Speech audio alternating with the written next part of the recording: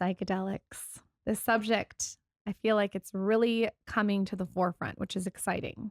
This I, show even has been tipping its toe slowly and slower into the space, but I think like, oops, I'm sorry, having a broader and deeper conversation around the subject, it's long overdue. I think it's time to take the plunge. Absolutely. Time to take the plunge. So let's just give the audience some context. What was your first psychedelic trip and how did it happen? And was it good? Was it bad? Tell us the ugly, all the things. Oh, sure.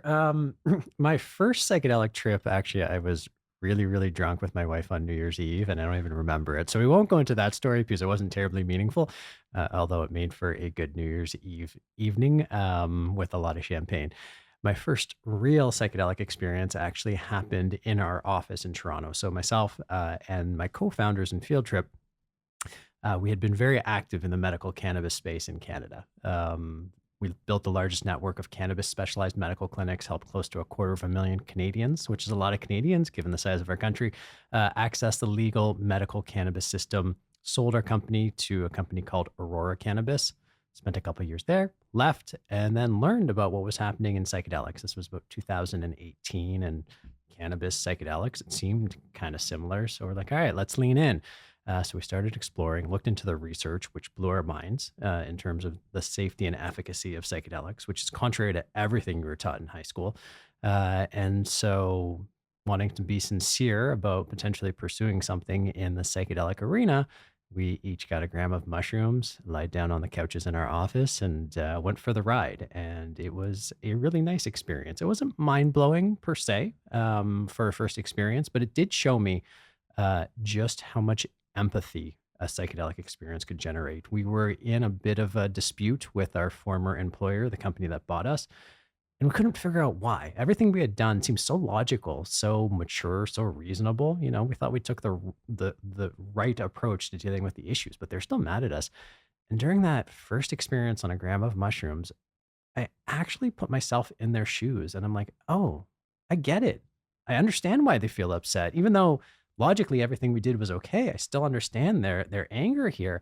And that really opened me up to seeing why these are such powerful experiences that can transform lives. Yeah, I mean, we've talked about on the show. We have limited experiences with psilocybin in particularly, and I feel like the way I describe it to people is it puts you immediately in this empathetic ego, not egoless, but like lowers your ego state, Yep.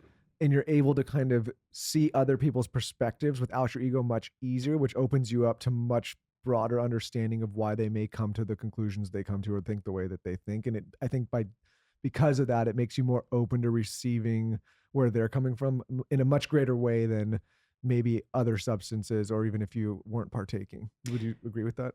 Yeah, I would say generally that's my experience. I think it just opens us up to seeing the world in new ways. We get, especially as we get older, just so used to our thinking patterns. We think new thoughts all the time, but the truth is about 98 or 99% of our thoughts every day are exactly the same as the day before.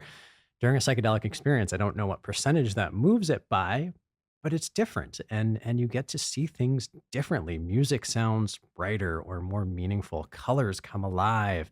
Touch is different. It just opens up our senses. And that's not just my subjective assessment. What we see when we put people in fMRI machines is their brain lights up in a totally different way. Parts of the brain that never talk to each other start talking to each other. That's where you get the synesthesia, the sense that you can taste music, or numbers have colors. It's because our brain is working in overtime in a very productive and healthy way. You probably don't want to live your entire life like that, but to open your mind to new perspectives, it's really powerful. What I would love to do on this episode is I would like to go through each one. Not maybe not all of them, but some of them, Okay. the top ones that we hear about. And I would Yeah. love for you to tell us how you've seen it successfully taken and unsuccessfully taken. So I would love obviously to start with mushrooms. So many people have questions of that. What are some things that you're seeing that it's really working and then things you're seeing that are not working? Sure. It really is all context dependent, right? There's no right way or wrong way to do anything when it comes to psychedelics. It really comes down to your comfort levels and what feels good to you. Now, if you talk about it in a therapeutic context, then you'll always hear people talk about set and setting. This is a term that gets thrown around quite a bit when it comes to psychedelics. And that means set as in the mindset you bring into the experience. Are you prepared? Have you thought about what you want to have during the experience? Do you feel comfortable? Do you feel safe? Setting refers to the actual environment that you're in for the psychedelic experience, which is you don't want to do this, say, in a hospital where it's fluorescent lights, although we have some fluorescence lights on us right now. Frenetic energy, not relaxed. Like, don't go to the DMV. Don't go to the DMV. I mean, you can. It really depends. It depends what you want to get out of it, right? But the odds are you're probably going to feel a lot more what we'd call negative emotions, anxiety, fear, stress, if you go to the DMV during this experience. Again, not inherently bad per se. It really depends on what you want out of the experience.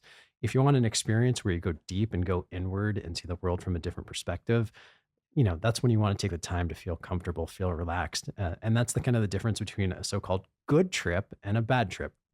There's no such thing as a bad trip per se. There are easy trips and hard trips. Easy trips speak for themselves. It's a beautiful experience. It's eye-opening. It's meaningful. You get some powerful insights. You feel great. Challenging trips are ones where fear comes up, anxiety comes up. You're dealing with past experiences which were really traumatic. And if you're not properly supported, that can actually potentially make your anxiety or whatever trauma you have worse. If you're properly supported, even though these challenging emotions come up, you can start to work through them. All of a sudden, something that was untouchable in your psyche, you can now start to talk about with your friends, with your therapist, with your psychiatrist, whoever you want it to be. But it really depends on the support. And that's why it comes back to set and setting. How you're doing it matters about the outcomes that you're going to generate.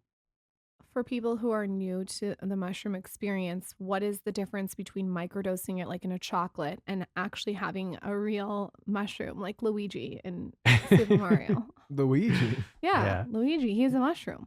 Yeah. No, I Yeah, know. yeah. I'm just surprised you went to Luigi instead of Mario. It was just Wait, like is it Luigi? No, no. Yeah, it's Mario and Luigi. Mario Yeah, but and no, no, Luigi. no. The mushroom's name is something Well, else. Toad is the mushroom. Oh, Toad. Toadstool, yeah. Yeah, Yeah. toadstool. Okay, Yeah. so what's the difference between having a toadstool or having a chocolate? Well, Toad is an actual like living mushroom, and he's a person, and he's the sidekick. And don't worry about it, Lauren. I've played a lot of Mario back in the day. With a microdose, it's so called a microdose because it's supposed to be sub-perceptual. You may feel slightly different. It's kind of like, maybe going to a bar and having a drink, even though the experience is different than having a drink. You're not drunk, you're not intoxicated, but you notice that how you feel and what you do is a little bit different. That's a microdose. It's something that people do on a regular basis or follow a routine. So they'll take it 4 days in a row and then 3 days off. And when it comes to mushrooms, we're talking like 100 milligrams of mushrooms, 200 milligrams, not much more than that. A macro dose, when you're doing 3 or 4 grams, that's when you're going to have the more classic psychedelic experience. That's when colors are going to come alive. You're going to stare at the wall and things will feel like they're moving. It's that classic experience. Going back to your initial question, what are mushrooms good for and what are they bad for? The truth is all psychedelics can be used across a broad array of platforms, but the research on psilocybin in particular has focused on depression. That's where a lot of people do work with psilocybin. That's where a lot of the research has been done. It can be used for trauma, can be used for personal growth, can be used for creativity. You name it. Again, it really comes back to set and setting and how you're doing it that matters. There's something you've touched on earlier in this episode, and I think it's something that we should talk about a little bit. Is there is such a kind of like a stigma or preconceived notion about psychedelics, and you mentioned like what we're taught in high school, and they've done documentaries on this now, and talked about in the '60s how they demonized a lot of stuff, especially particularly LSD and psilocybin and things like this. So I think when we were growing up, and you have programs like Dare and all these things, like you would think that going on a mushroom trip or an acid trip or whatever it is, you're going to, your face is going to be dripping off. You're going to be tearing your skin off. You're going to throw yourself off a ledge, like all of these things. And I think it scared the shit out of a lot of people, candidly. And so there's a certain segment of people that I think still, when you hear about psychedelics in particular, your mind immediately goes to the worst place. And I wonder, in your research initially, what you found and maybe breaking some of those myths or talking through some of them.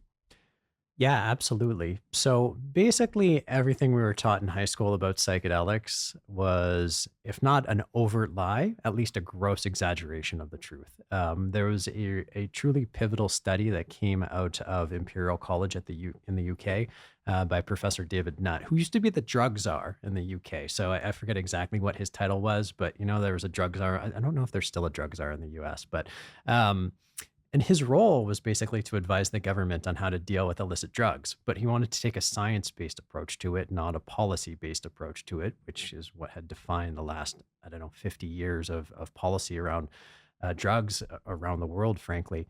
And so he did. And so he did a study. And what he found is that psilocybin, amongst a number of illicit narcotics, cocaine, heroin, whatever, as well as a number of licit narcotics, things you can buy over the counter or at a pharmacy, psilocybin was the safest in terms of harm to self and harm to others. It was the safest drug, period, out there. On that list towards the bottom was also LSD, MDMA, ketamine, all of these drugs that certainly I grew up. I grew up fairly straight edge. I didn't drink until I was in my early 20s, let alone doing cannabis or psychedelics. All of these drugs I thought were terrifying. I don't Sure, I know think anyone would use most them. people thought that, right? Yeah, And still do in a lot yeah, of cases. and totally wrong. They're not totally risk free. But meaning No like drugs. alcohol, cannabis, these things ranked higher in terms of like these kind of levels compared to some of the things we're talking about here. Yeah, alcohol was actually number one on the most dangerous list in terms of harm to self and harm to others. It was above heroin. It was Wow. the worst drug. Yeah, it really defies our notions of what we think is acceptable. Cannabis was still quite down low on the list in terms of risk. It's very low risk overall, but MDMA, psilocybin, ketamine, all of these drugs were actually ranked below cannabis in risk to harm in terms of risk to harm and risk to others. So Yeah. why? So I guess the question on my mind and maybe on others is why was there such a push to inform people that these kind of substances were so dangerous and so detrimental to their health and well being? Like most things in life, policy and power. It seems like, you can look into the conspiracy theories, and there are certainly conspiracy theories, but there's also evidence. There are records of Richard Nixon on tape openly admitting to trying to criminalize cannabis and psychedelics because the Black and Latino or Hispanic populations, as well as the hippies and the counterculture movement, were a threat to his political power. So he couldn't make them illegal. He couldn't make Black people illegal, but could certainly criminalize things that they like to participate in, and therefore eliminate any political willpower or effect that they may had.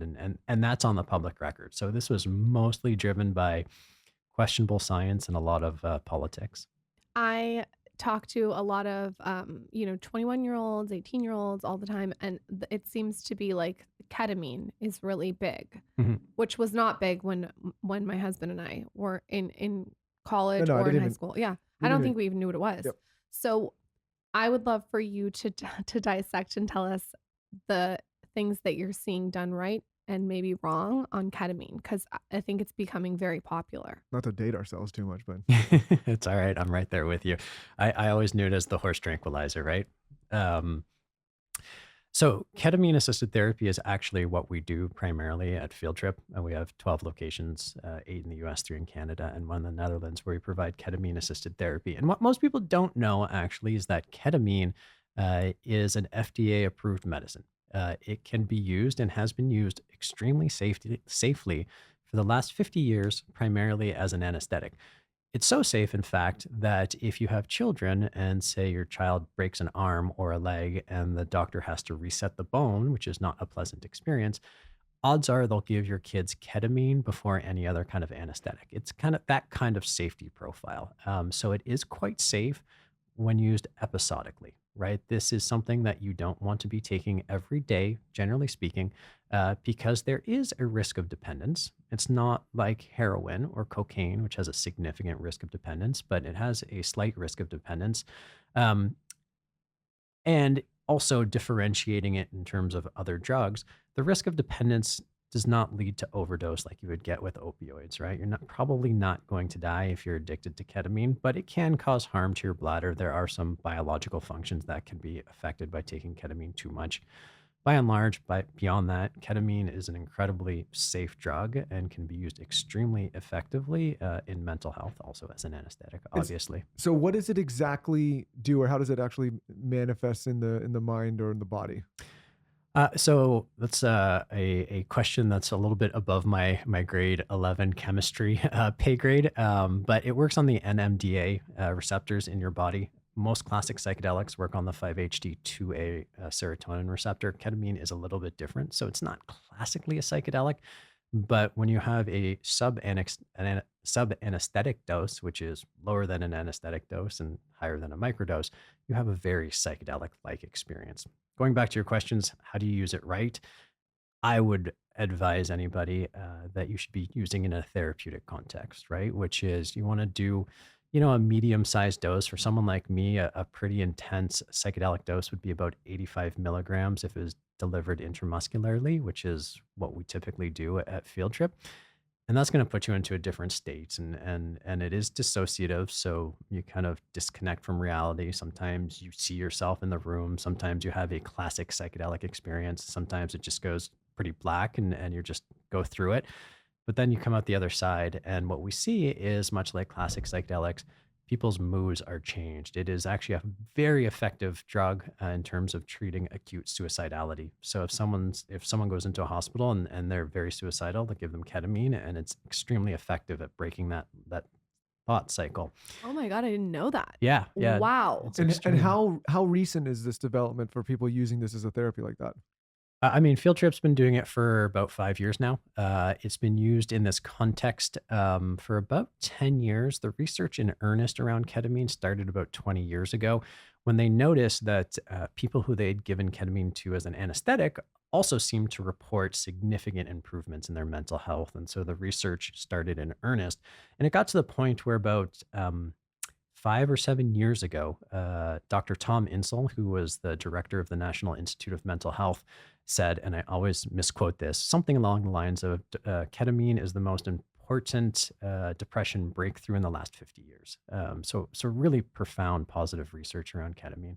Well, because I mean, and I want to be careful here because I know some of these medications people really depend on and need, but I would make the argument that as a country and as a people, we have not had the best luck with many of these medications and therapies when it comes to either helping or curing or working through depression, right? At least, I'll just speak from my own self. My mom committed suicide and she was overprescribed medicine, like from her doctor, overprescribed Xanax and antidepressant. And obviously it didn't work. And had she had access to something like this could have helped her. I mean, maybe she still would be living. So I'm just like, I'm not speaking for anyone else. I'm just speaking from my own experience. I think this is important to talk about because maybe there are people out there that are having side effects from Xanax or from well, this is from an antidepressant that need to hear this. this is what I think is, such a shame. And again, like I think, we've interviewed so many different kinds of people and doctors and medical experts on the show. And so I'm not one to diagnose and prescribe what kind of medications people would be on, but I think it's a huge disservice that we've had access to this kind of stuff for so many years. And it has not been front of conversation or even presented as an option to so many people until recently, right? Because, what you're talking about going back to the Nixon era, many people weren't even alive that are listening to this show then, right? And Yeah. there's so many, things that maybe could have been helped or solved or worked through if this had been more mainstream or part of the conversation. I mean, I'm just going to say it. I think that the pharmaceutical industry contributed to my mom's suicide. I think it contributed to her depression. I think that it was keeping her depressed. That's my own thought. Yeah, I mean, I totally respect that, and I'm so sorry for your loss. That's got to be unimaginable, especially with a parent. So I am sorry for that. Listen, my perspective on this is as follows, which is I know there's a lot of conspiracy theories about the pharmaceutical industry, and there's a lot of pushback from the pharmaceutical industry on the psychedelic movement. My personal viewpoint is that we are in the midst of a mental health crisis, and the cause of that mental health crisis is not a failure of psychiatry or the pharmaceutical industry. It's partly a failure of psychiatry and the pharmaceutical industry. But truthfully, I think it's more a condemnation about how we live our lives, what we value, what we do, what we eat, how much time we spend on our phone, how we interact with people, how we view ourselves. That's really, I think, the cause of the mental health crisis. Now, how you respond to it, I think there's a default notion in our society that we can medicalize it, that drugs, whether it's antidepressants or psychedelics, are the solution. Both can be the solution and both can't be the solution. It's a variety of things that we just have to recognize what we're valuing, and the stories we tell ourselves aren't working for us. And what makes psychedelics, I think, so potent is that psychedelic experiences are particularly attuned to helping us change those stories in our heads, right? We're in the process of just finishing up a documentary where I put myself through a whole bunch of psychedelic experiences. I had had a handful of psychedelic experiences before we started Field Trip, and a couple after, but never really in depth. Uh, and the real takeaway I took from it is the stories that I have in my head that I'm not even aware of. You know, they're so unconsciously baked into my head that, like, I'm a failure, that I'm not a success. And it's like a lot of people look at me and say, "You're nuts, Ronan. How do you think of yourself as a failure? How do you?" It's somehow In the ingrained subconscious. in, it's in there, It's and so interesting though, because your book, The Ketamine Experience, is published by Hay House, and her whole message is very much like what you're saying. The stories and narratives that we tell ourselves contribute to who we are as a person. We were absolutely, yeah. talking to somebody on this show the other day, and I was saying that I agree with everything you just said, by the way. To your point, we're in this mental health crisis, but if you were like, say you were an alien, I don't want to talk about the aliens, but if say you were an alien, you were looking down and you had watched this world evolve over the last few thousand years, you would maybe objectively look at it now and say, oh man, like they have it way better than they used to have it. Or, oh man, life is way easier than it used to be. I mean, like even during the pandemic, you're sitting there and you order Postmates from your phone and your underpants on your couch, right? Like few years ago, you had to go out and kill something to find it to be able to eat. And so I don't say that to say that the world's easier, there's not hardships, but I'm just saying objectively you're to look at that. But for some reason, it seems like this mental health crisis is so on the rise. And instead of looking at the way we're living as a people, we're just saying, okay, well, that's inevitable. It's just going to keep happening. And when it does, we're going to medicate ourselves through it, as opposed to saying, okay, like maybe we should analyze like why we're thinking this way or why we're feeling this way or why we're living this way and solving at the root. And I think what I've gotten from psychedelics is it kind of helps you get to that root and kind of question some of the assumptions as opposed to just droning on autopilot and accepting things for the way they are. Absolutely. And I think part of what's happening, and we can use the phone as the perfect example, is and antidepressants, is we've got really bad at feeling our feelings, right? We practice sports, we practice piano, we practice violin, we practice speeches. We don't practice our emotions. And if you think about it, our emotions are much more real than our thoughts. They are what give texture to life. They are really what define who we are. And we're really bad at feeling. I'm terrible at that, you know, and that's one of the things that came out through this whole documentary process is just how much emotion I hold on to. You know, my parents split up when I was very young, when I was two, and I've always been a kind of small person. You know, I'm 5'9". I started school a year ahead of myself, so I was always the small kid in class. And so two of those dynamics in my life have informed everything, so much of who I am, right? In terms of always having to overcompete, always having to try harder, always worrying about other people because I didn't think anybody else was worrying about them. And I realized just how hard of myself I am. And in some ways, you look at that and that's translated into an incredible amount of success in quotes, because yeah, I've successfully started a business, a couple of businesses. I have a beautiful wife. I have great kids. I have a nice house. Like in so many ways, it looks like I have a perfect life. And according to those metrics, I do.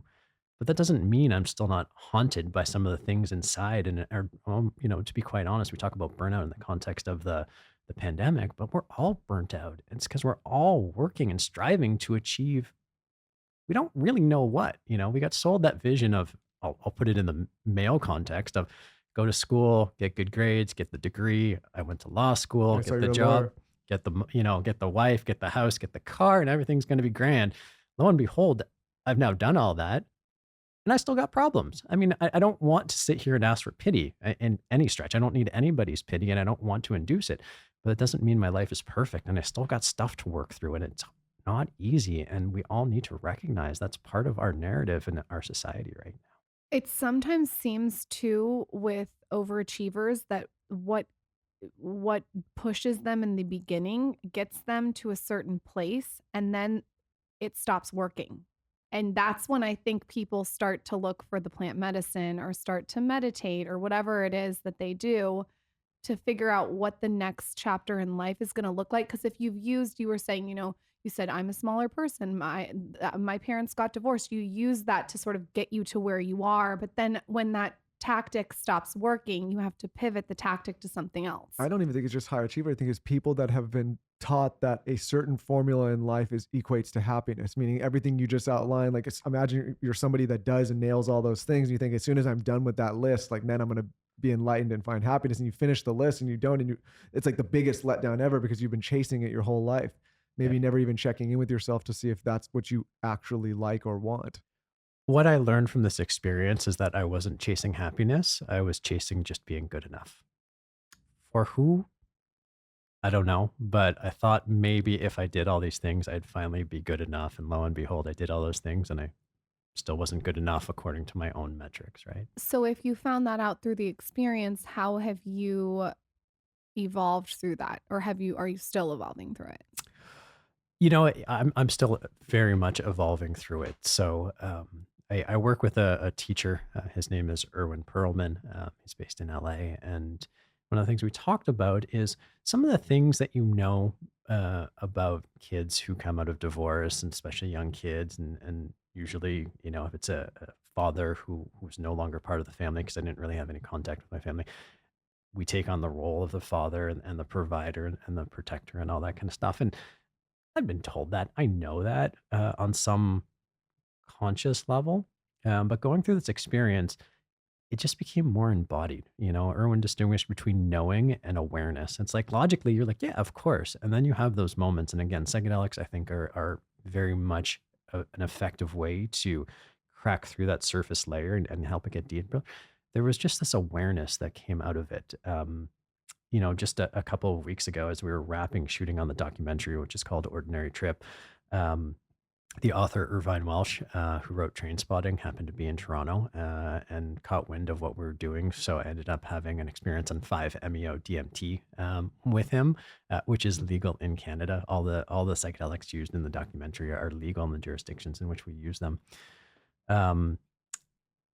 And it was such a profound experience for me. Like, I came out of it and I started crying as hard as I've cried in a long time, just having a longing to hold my son, who has recently been diagnosed with epilepsy. And thank you. What came out of it for me is that I had never grieved it. I had never grieved what he's going through, because in my mind, going back to that narrative of being the person who's the protector, I was like, I'm not going to accept a world in which this diagnosis is going to affect his life. I'm going to work harder, test everything, research whatever I can, do whatever it takes to make sure that his path, because he's such a bright spark, is not affected by this diagnosis. And my wife, who is more attuned to, feeling her emotions, has grieved a bit and felt sad about that and felt angry and the rage and the powerlessness that comes from something totally out of your control. And I hadn't, and it came out through this experience. And that was what made me realize just how hard I have been on myself and just how much I work, because I don't accept outcomes that are unacceptable to me. And if you don't accept outcomes that are unacceptable to you, you don't have to grieve, or have to be sad. That world is never going to exist. And that's how I've lived my entire life, trying to make that happen. And, as soon as I became aware of that, not just knowing, but aware of how that's driven my life, it was so opening for me. And now I can start to give myself permission to say, like, oh, I can't stop all the bad things from happening. What I can do is let myself feel all the feelings that go around it. And I think that's what we need to do as a society. I think that's what we need to get better at, is just being okay with our emotions. Instagram and all the social media, it's so terrible because it shows such a narrow, one-sided life that everything should be perfect all the time. Now, we shouldn't feel sad and we shouldn't feel anxious. Emotions are information, right? They're telling us something that we need to know, but we're so quick to block them out from our life that we're actually denying so much of our existence. And the one thing I do know, even though I'm not necessarily a religious person, is the one thing I do know is that we get to experience this life. That's the only thing we get to be certain of. So why not to experience the totality of it, both the good and bad, and see what comes out of it? I was going to ask you a different question, but as you answered it as I was talking, but so the new question I'm going to ask you, and this is mostly for men, but I think it does apply to both men and women, is, you know, I think we're taught as men, not to be sexist, in a society that, to your point, these strong, capable, people that don't show raw emotion. And I think a lot of people hear about this kind of medicine and they start to think, well, I've kind of got it figured out. My life's kind of okay. Like, do I really want to open the darkest portals of my brain? Do I really want to go into this trauma? Like, what's going to happen? Who's going to come out after I do that? And now that you've had these kind of experiences, maybe you could address a little bit more. Cause I think that's a fear that a lot of people have, is like, say you're somebody like on the surface, you kind of have it together. Like maybe it's not falling apart and you're functioning, and they're worried about unlocking Pandora's box and then going into a spiral. Yeah. I mean, there's advice we give to everybody who goes through any kind of psychedelic experiences. Don't make any big decisions for 30 days. And I think that's good advice. But just using myself as an example, it's like I've gone through this experience. I've had incredible awareness out of it. I'm still at my job. I'm still, happily married. Everything in my life from an outward perspective looks exactly the same. But what feels different for me now is that I'm choosing to do it on my terms instead of doing it because I'm so panicked about what I'm not, that I'm free to actually do it because I want to. And that's a huge shift in my energy, and it just feels so much better. How do you and your wife use psychedelics together in a productive way to enhance your relationship? We haven't as of yet, to be quite honest. Oh, It's been, so far just an individual pursuit, and I think that's okay. But something that we're exploring, and hopefully we'll have the opportunity to do so soon. you have to come back on if you do. I promise. I want to talk about ayahuasca. Okay. This is something that everyone's hearing in the news, on Instagram, et cetera, et cetera. I've heard people having incredible life-changing experiences. And on the other hand, I've talked to people who have had a chaotic, horrible experience. What is your vibe on that? I've never experienced ayahuasca, so I think what that is true about all psychedelics is that you can have profoundly positive experiences and you can have very challenging experiences. And what it really comes down to is integration, what you do with the insights and how you change your life as a result of it. So, a very simple example is a lot of people will come out of psychedelic experiences and just be like, I need to take more time for myself. I need to meditate more. I need to practice gratitude more. I need to eat better. All of these things, these are very simple things, that people can change quickly. But one of the things we haven't talked about is a little bit of the science of psychedelics, is that following a psychedelic experience, whether it's ayahuasca, whether it's MDMA, whether it's 5-MeO DMT, ketamine, your brain is actually more neuroplastic. You can actually adopt new skills, new habits, new mindsets much more easily than you can day to day. Do they know how long that lasts? From a couple of days to a couple of weeks, it Okay. seems. And that's why integration, you'll hear that term thrown around a lot, is really important. Making the changes to your life that you need to make. And that doesn't, again, mean getting divorced or quitting your job. It means maybe waking up 30 minutes earlier so you go to the gym and start working out. But in that window of neuroplasticity, if you start doing it, it'll stick a lot better. I know you guys talk about habits quite a bit, and like this is a great way to establish habits, but in a way that's, I think, a little bit more consciously chosen. Can it work in the reverse? Sorry, just to like, could it work if you're like if you do this and you don't choose good habits, could the adverse effect happen, meaning you develop bad habits quicker, or is it, or not? That's a fair question. I haven't seen any research about that. Or are you in just such a Presumably it's mindset, true. you're like, you're such a positive state of mind, you're like, I'm only implementing good habits. The reason I ask is that I just want to hear both sides of the coin. Yeah, no, it's a fair question, and I don't have an answer. I feel like most people, well, after they have a psychedelic experience, tend to feel a level of, well, first of all, we know that with classic psychedelics, what happens is there's a large serotonin release, both with MDMA and psilocybin or LSD. So people feel happier typically after a psychedelic experience. Also, there's usually a huge emotional release too. I know during my psychedelic experiences, a lot of things I haven't felt come out. So people are usually in a place to make positive changes, not necessarily destructive changes. But again, it's I don't know. I haven't looked into any of the research along those lines. What about the toad? What about the toad? So the toad refers to 5-MeO DMT. Yes, It's tell us about the toad. The t- the toad is the most intense experience you'll ever have. People liken it to experiencing death before you die.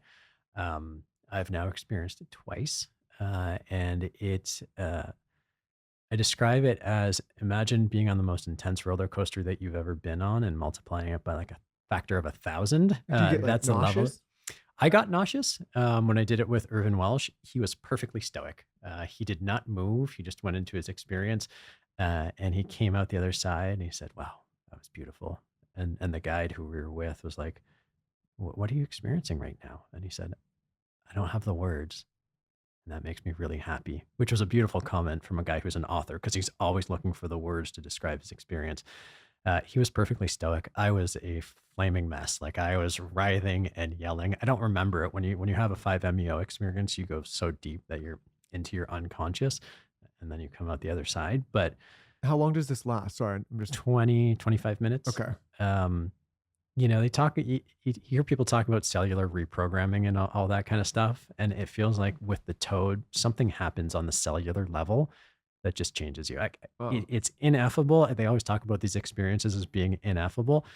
With 5-MeO DMT, in my experience, it's more ineffable than anything else. There's just no way to articulate it. That's what Mike Tyson said on Joe Rogan. He said it was one of the most profound experiences he's ever had. Yeah. Yeah. It's incomparable. But so what is they put the toad on your skin? Like explain it to someone who has no idea what You we're take talking about. don't you do the gland from the toad and you smoke it? Yeah, there's two ways to do it. There's the combo, and then there's just smoking it. So what they do, most of it these days is done with a synthetic form of 5-MeO DMT because the Saroran desert toad, which is where the Don't want to venom hurt comes from, you. yeah, they're being over harvested for this purpose. But yeah, the origins of it is the toad spits the venom. You capture it usually on a mirror. Like it's one of those things where if you put the mirror to the toad, it thinks it's an enemy and will cast venom at it, and it lands on the mirror and it dries, and then you scrape it off and then you smoke it. That's the way it was, I guess, most traditionally done. But then there's another version where they burn your skin and they put it on, and it's absorbed sublingually. People get interested in different things in life, and like for me, when you're talking about this, the thing that my mind immediately goes to is like, at what point did some human being go into the desert, find this toad, figure out that they could do this with this toad, and then have these experiences? You know what I mean? Like, and why does that toad exist with this kind of stuff off it? Like that to me, like that's wild. Are you on mushrooms? No, but I You're just, smiling. but have you thought about that? You just start to think like, why does this toad do this? How did someone figure this out? Why does this even exist in this world, and for what purpose? I feel like someone was just walking along the desert and like the toad came out and the toad spit on the person. No, it doesn't. That's not how it works, though. Or what, released its whatever on the person and the person had the trip. I'm just saying it's weird. It is, and the funny thing is, and I don't know all the details, so maybe speaking a little bit out of turn. With 5-MeO DMT, there was, records from indigenous tribes, not records, but like artifacts from indigenous tribes about them using toad, and they found, toad skeletons and all that kind of stuff. But no one really knew exactly what was going on, at least in terms of the Western world. And so some researcher in the last 30 years just went out to figure out what was going on with this toad. And I guess subjected himself to all these different experiences until he found out it was the Saroran desert toad and did that. So some people do it willfully and blindly at the same time. I have It's a quite really amazing. like weird theory on life that is maybe going to sound kooky or out there or like whatever, but I feel as we've evolved as a people and gotten into more artificial structure, we've gotten farther and farther away from what it means to live a meaningful life. And I say that because I feel like you look at some of these old indigenous tribes, or you look at the way the Native Americans live, or you just look at ancient cultures and history, and it's like they knew something that I think we've forgotten or lost, right? And I don't know how you get it back at this point. Yeah, I think they knew something. I don't want to over glamorize, indigenous cultures. I don't expect that they were perfect. I'm certainly not saying Sure. ours were, but there's definitely something that got lost. Like if you look at healing circles in indigenous communities, when someone acts out of turn in our Western culture, it's like, what's wrong with you? Like, why did you do that? What trauma did you experience? Whereas in different sort of more indigenous approaches, the society looks at itself to say, how did we create these circumstances? And there's something a lot more freeing about that, which is it's shared responsibility because we're all product of our society, we're all product of our community, and you can't separate the two as much as our legal and regulatory systems really like to do so in our society. With the toad, after you've taken it, what did you feel like it changed in your day-to-day life, if anything? Um, I mean, coming out of this last experience, I had this awareness about all the grief I haven't let myself experience, and that's been a central theme throughout the making of Ordinary Trip. When we were in Costa Rica, which is where the doc started, one of the first experiences was on San Pedro, which is mescaline, or it's a cactus that produces the same drug as peyote, which people may be more familiar with the name. And one of the experiences I had was the experience of feeling all the joy I've never let myself feel. And this was kind of the bookend, which was feeling all the grief I haven't let myself feel. And I don't know, I don't know what else I took away from that other than something feels lighter, something feels like it changed. And even though if you see the documentary, you would think I was having a psychotic break during those moments, because I've seen the video and it's not very flattering. Uh, and you would think, why would anyone do that to themselves again? All I can tell you is like within 20 minutes of the experience, even though it was, in so many objective ways terrible for me during, afterwards was like, yeah, I'd do that again. I think that so many of us, like you said earlier, hold our emotions in and hold everything that we've been through. And there's that book, The Body Keeps Score, of all the Yep. trauma that you've had. So when you have that psychotic break, it's almost like you break through to get to the other side of what is happiness, if that makes sense. I think it's just being more honest. I do believe we hold a lot of this. I think the book, The Body Keep the Score by Dr. Bessel van der Kolk, is right. Like we hold it in our body. I mean, it's not entirely a novel idea. We hold stress in our body. Stress chemicals exist. But we haven't really we try to medicalize them and numb the pain or the discomfort instead of feeling it. And so yeah, I the experience on 5-MeO DMT again changed the knowing, the factual information about what's proposed in the body keeps the score for me to an awareness of like, yeah, that seems to really be happening. Our friend Adam, who has Strong Coffee Company, came on this show, and he talked about his trauma growing up. He had a ton of trauma, and he became a fighter later. And he said he was doing something not even that complicated, but he had so much pent up trauma and aggression in his body that his shoulder literally exploded and put him out, like ended his fight career. He went on to do other things, but he attributes it to all the trauma that he just had pent up in his body that couldn't escape. And he said eventually it just like it had to escape somewhere. Yeah. Going into that experience again, N of one, not a very scientific study. I had pulled a muscle in my back, and it wasn't incredibly painful, but I had to be cautious about how I was turning. Start the 5-MeO experience. 20 minutes later, it's done. That muscle is totally back in place. No pain whatsoever. I need to do that right now. My neck hurts so fucking bad. Shit. Do you have any right now? Give it to me on air. Do you have a toad in your pocket? Yeah. No comment. If someone is listening, Yeah. and they have absolutely no experience with psychedelics, but they're interested in dipping their toe in, what would you say from your experience is the best place to start? I mean, the best place to start by reading and speaking to people and joining a community of people who are either professionals, therapists, doctors, or even underground guides. And so at Field Trip, in addition to our clinics, we've built an app. It's currently called the Trip app, but by the time this gets released as a podcast, it'll be called the Field Trip app. And it really is just that place to give people permission to lean in. If you're just curious and want to read more about the science, or the dosing or the integration work or anything along those lines, there's plenty of space there for you. We also have a community function. So if you want to talk to people who are going through these experiences, whether it's for personal growth on one end to dealing with some of the most severe trauma on the other end, there's a community for you built into that. There's meditations, there's music, there's everything you need to have I think a productive and positive of psychedelic experience. So I definitely recommend our app. That's what it was built for. Um, there's organizations like MAPS, the Multidisciplinary Association for Psychedelic Studies. They're actually just finished, probably this week, their phase 3 clinical trial using MDMA assisted therapy for the treatment of PTSD. And the results they're generating are just mind blowing. What we're seeing is about 70% of the participants in the study who had chronic severe PTSD for about 15 years on average, Wow. um, about about 70% of them no longer meet the criteria for PTSD, which means they're effectively cured. I can't say it's a total cure because we don't know what happens 2, 3 years out if things kind of go back to normal. But for 6 months out, they no longer meet the criteria for PTSD. Compare that to what we try to do with antidepressants and PTSD, which is achieve a 30% improvement in symptoms versus a 70% near effective cure rate. And you can appreciate why this isn't just a cultural thing for personal growth or anything along those lines. There are a lot of doctors and psychiatrists and psychologists and across the spectrum incredibly excited because the research is bearing out what we hear anecdotally from people with these experiences. Before you go, I want to ask you one question that I think a lot of people are wondering. Sure. When you do psychedelics, do you recommend having any alcohol in your system, or do you think it should be completely sober? Oh, I think it should be completely sober.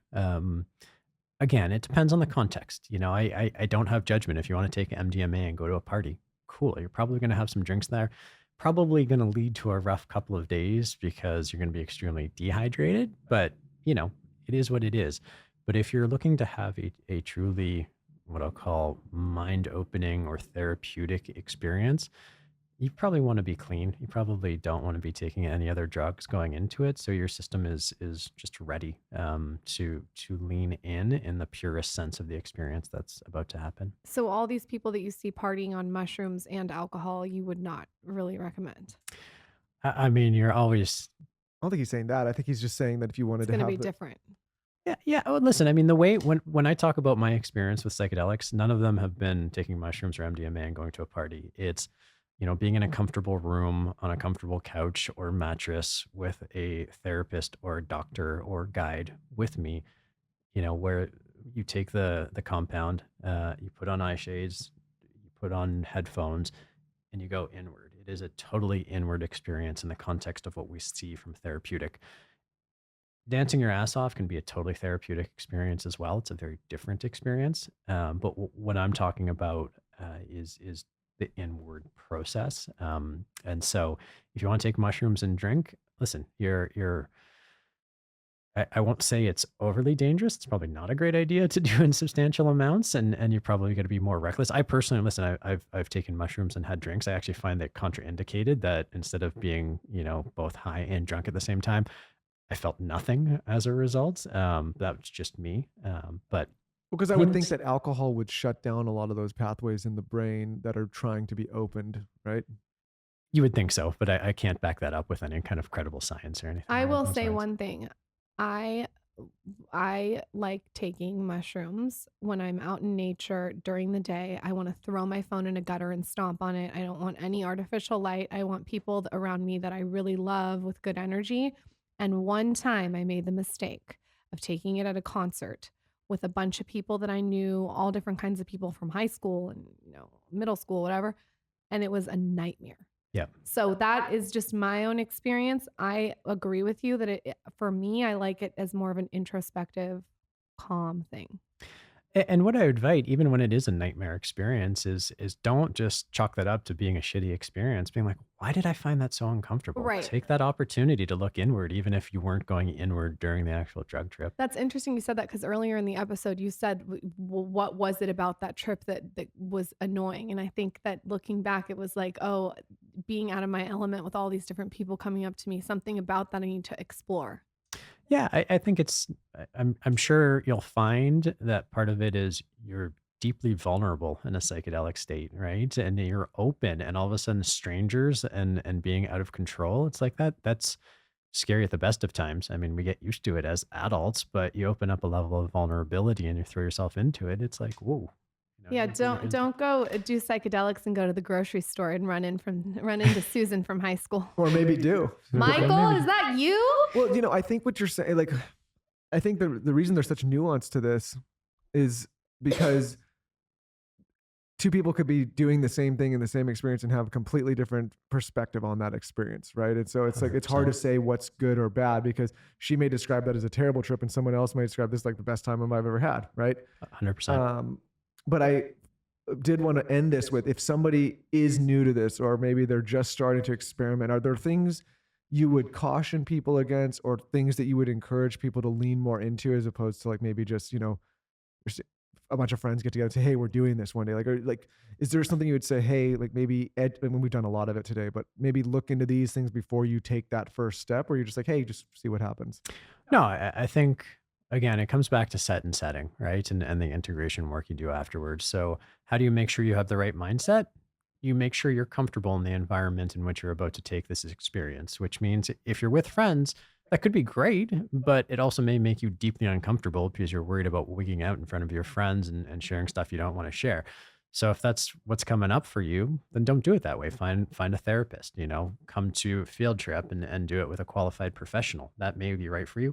Or maybe it's totally cool to do it with your friends. That's an internal check you got to do with yourself. Do the research, read up. You've heard me talk about the safety profile of psychedelics and the research about it, but I'm also not entirely objective. I've built a business around this. So, satisfy yourself that what I'm saying is true and accurate and resonates with you. Those are the first things, where you do it, when you do it, make sure you're in a good mindset. If you're coming right out of a business meeting where your boss yelled at you, probably if you're going to do a psychedelic experience, whether in a safe environment or at a party, it's going to be more challenging than if you're doing it after like a weekend away and you're feeling relaxed. Obviously understand the medicine, make sure you feel confident that you're getting it from a safe supply. Obviously at field trip, we're prescribing ketamine, so it's safe. If you use psilocybin, I know there's a lot more providers these days. It's pretty easy to get, but you want to make sure that that's not in the back of your head being like, oh, is this safe as soon as you take it? Just be sensible, to be quite honest. And so do the prep work. And then do the integration work afterwards. Take the experience. If you have a therapist or a coach or a friend you can talk to about this stuff, make sure you do that talking. Journal. We created the Trip Journal, which is published through Libra Press, as a very structured way to take you through the questions you should be thinking about after a psychedelic experience. It's not the only way to integrate. Some people like to do art. Some people like to play music. Some people like to journal. Some people like to talk. Some people like anything. You can do anything you want, but if you're looking for a more structured way, that's what the Trip Journal is for. And then remember that integration is a lifelong process, which is whatever comes up, the eye never tires of seeing is a quote I heard recently. And the awareness that you have of these experiences never goes away, which is always positive if you're willing to take it with the understanding that it's just awareness and you can do with it whatever you want to.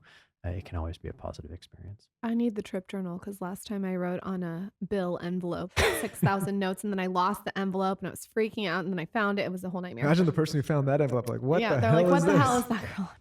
The ketamine breakthrough and the host of the podcast Field Tripping, Epic Trips and Psychedelics. That was amazing. Where can everyone find you? The Field Trip app, tell us all the things.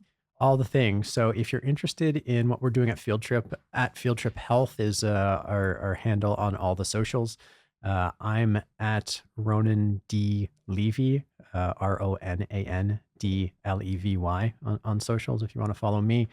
TheTripJournal.com is where you can get the Trip Journal. I'll make sure you guys get copies. I showed up empty-handed, but in my excuse, I just arrived in Austin a couple of hours ago, but it's published out of Austin. Have the toad deliver the Trip Journal to me. I want the toad to come deliver it. We will have a toad sent with it, no problem. And the Ketamine Breakthrough gets published next year through Hay House. And then Ordinary Trip, we're just finishing the edits right now, and we just submitted to Sundance. So if any Sundance judges are listening, please give it a good and healthy review. And as soon as we have a sense on what film festivals we'll hopefully be premiering at, we'll have a better sense of where you can watch that. Yeah, I'm for sure going to watch it when it comes out. Congratulations on that. What's your Instagram? Ronan D. Levy. Ronan D. Levy. Okay, can we give away a subscription to the app to a couple of people? The app is currently free. Oh, look at that. Can we give away the Trip Journal? We can give away lots of copies of the Trip Journal, you bet. 5? Sure, sounds great. 5. All you have to do is tell us your favorite part of this episode on my latest Instagram at Lauren Bostic, and follow at Ronan D. Levy on Instagram. Thank you for coming on. That opened my eyes. Thank you so much for having me. It's been a pleasure.